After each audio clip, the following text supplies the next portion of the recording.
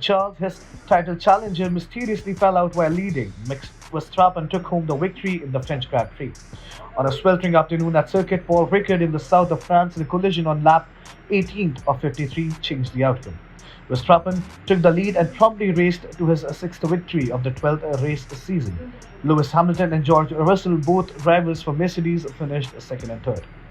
The net result was that Charles Leclerc fell from 38 points behind Verstappen, the current champion, to 64 behind him. This worrying deficit poses a serious threat to Ferrari's aspirations of winning their first drivers' championship in 15 years.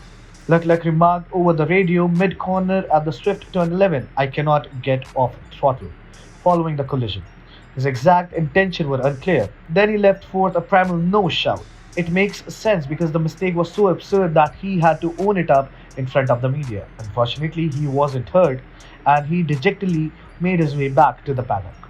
Leclerc started from pole position and survived early pressure from Verstappen, went in for his first stop 2 seconds behind the leader, appearing to race in his grasp before his brain fades. In his 300th race, Lewis Hamilton finished in second position, the Mercedes driver's best finish of a difficult season, with Verstappen's Red Bull teammate Sergio Perez taking third. Hamilton might be happy with his second place finish after qualifying fourth and being over a second behind the leader. However, as the safety car was deployed for Leclerc's car to be recovered, the driver reacted less forcefully than Verstappen did. As the competition, it had ended. Hamilton missed the mark by 10 seconds. Several vehicles took advantage of the Leclerc-caused safety car due to a quick stop, adding to the drama at Ferrari with their careless release of Carlos Sainz into the path of the Williams. They were losing their sang-froid. Sainz attempted to move up from 19th on the grid was hampered by a 5-second penalty for the infraction.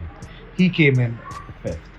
Russell put up a valiant fight for third. He first got into a fight late with Perez. Russell wished Perez would give him a spot back. In actuality, Russell was never in the lead. The group was aware of it. "George, keep your head down," ordered boss Toto Wolff. "You can look for him."